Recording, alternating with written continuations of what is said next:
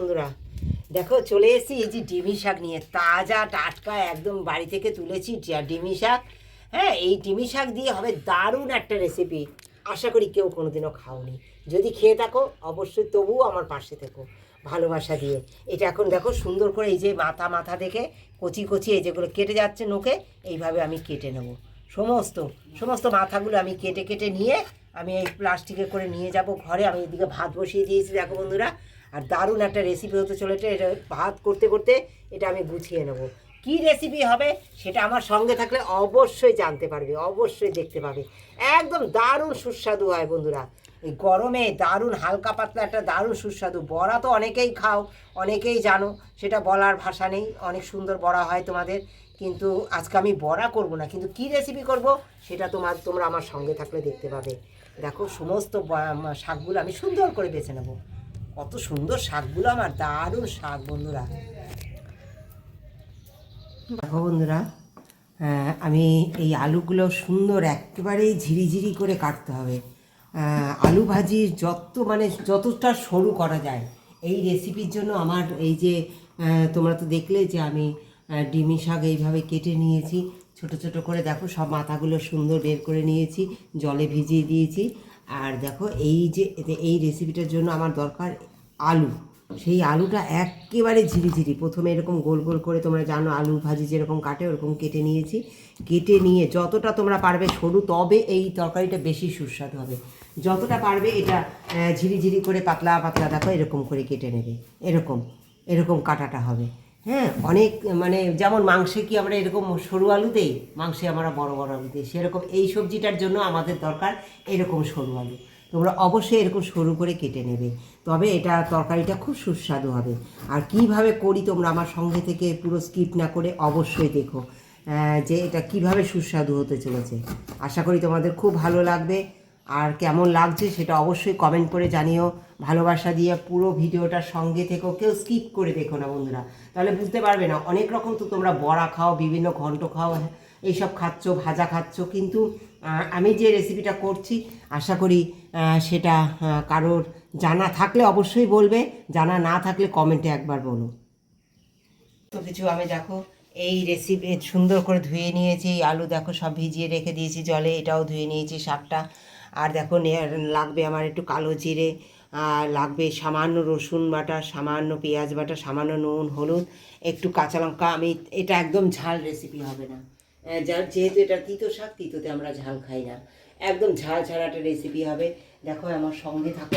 এখন প্রথমে আমি একদম সামান্য তেলে বসাবো, কিন্তু কেন সামান্য তেলে বসাচ্ছি সেটা আমার সঙ্গে থাকলে দেখতে পাবে।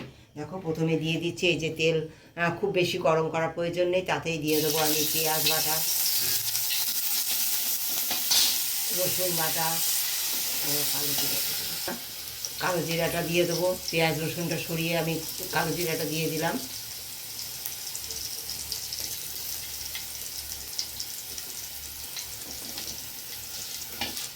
কালো জিরা সুন্দর গন্ধ বেরিয়ে গেলে পরে পেঁয়াজ রসুনটা দেবো।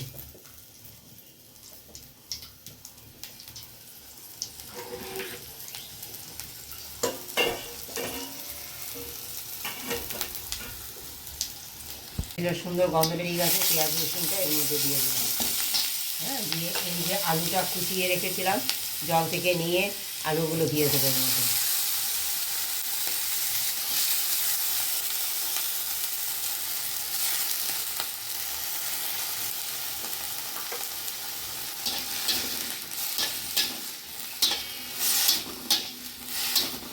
একদম মশলা লাগবে না বন্ধুরা, একদম তেল মশলা ছাড়া। হ্যাঁ, এটা চাপিয়ে দিয়ে আমি কি করব তোমরা আমার সঙ্গে থাকো। এই যে কাঁচা লঙ্কাটা নিয়েছি, এটা কখন দেবো সেটা আমার সঙ্গে থেকো। পরিমাণ মতো নুন আর হলুদ দিয়ে দিলাম বন্ধুরা।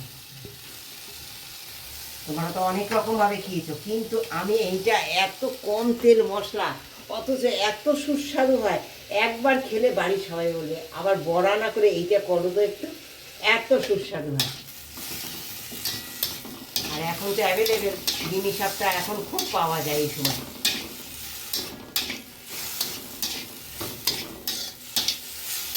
দেখো একটু কষতে দেবো, এটা একটু ঢেকে ঢেকে একটু কষতে দেবো। এদিকে আমি শিল পেতে নেবো বন্ধুরা। কষিয়ে নিলাম, দেখো আলুটা তোমরা দেখতে পাচ্ছ, খুব বেশি কষানোর প্রয়োজন নেই।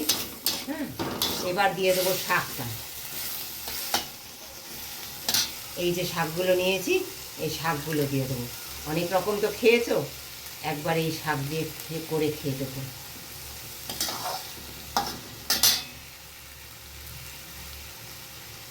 দারুণ সুস্বাদু হয় বন্ধুরা, দারুণ, ভীষণ ভালো লাগে, ভীষণ ভালো লাগে।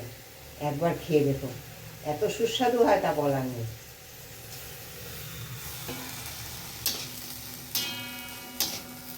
সুন্দর এই যে নাড়ি চাড়ি দিলাম, নাড়ি চাড়ি দিয়ে দেবো আমি সামান্য জল। খুব বেশি জলের প্রয়োজন নেই এই রেসিপিতে। হ্যাঁ, দেখো একটু নাড়ি চাড়িয়ে দিয়ে দিলাম জল। খালি আলুটা আর শাকটা একটু গলার মতো একটু জল দিতে হবে বন্ধুরা, দিয়ে আমি ঢেকে দেবো। দিয়েছি, তোমরা দেখলে জল দিয়ে দিয়েছি। এবার আমি বেটে নেবো সর্ষেটা।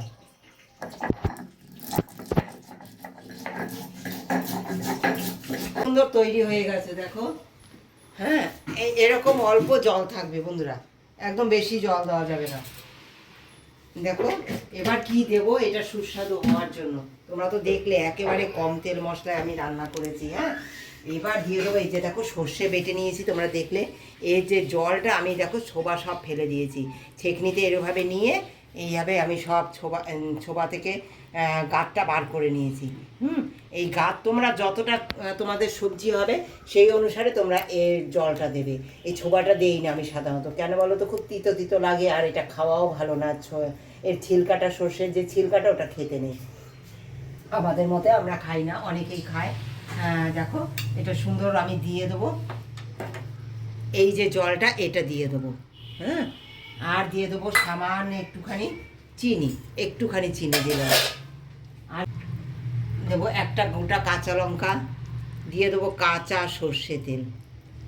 হ্যাঁ, এই যে কাঁচা সর্ষে তেল দেওয়া আর এই যে সর্ষে বাটা আর এই যে কাঁচা লঙ্কা, এ তরকারির স্বাদ একেবারে মানে দারুণ হয়, দারুণ। একবার ডিমি শাক এইভাবে খেয়ে দেখো, অনেক রকম তো খেয়েছো, একবার এইভাবে অনুরোধ করলাম খেয়ে দেখো, দারুণ সুস্বাদু হয়। ভালোবাসা দিয়ে অবশ্যই আমার পাশে থেকো। একদম সার্ভ করার জন্য আমার রেডি হয়ে গেছে। হ্যাঁ, তোমাদের কেমন লাগলো আমার এই রেসিপি? যদি ভালো লাগে একবার ট্রাই করো, কমেন্ট করে জানিও, লাইক দিও, শেয়ার করো, প্রচুর বন্ধুদের সঙ্গে একটু শেয়ার করো। আর অনেক ভালোবাসা তোমরা দিচ্ছ, তাই তোমাদের সকলকে অনেক অনেক ধন্যবাদ। আমার সমস্ত পুরাতন বন্ধুদের, যারা নতুন বন্ধু তারা একটু লাইক দিও, একটা সাবস্ক্রাইব করো বন্ধুরা। এইভাবে তোমরা প্রথম থেকে শেষ পর্যন্ত যারা আমার এই ভিডিওটির সঙ্গে ছিলে তাদেরকে অনেক অনেক ধন্যবাদ। কেউ স্কিপ করে চলে যেও না বন্ধুরা, ফুল ওয়াচ করে একটু আমার সঙ্গে থেকো ভালোবাসা দিয়ে।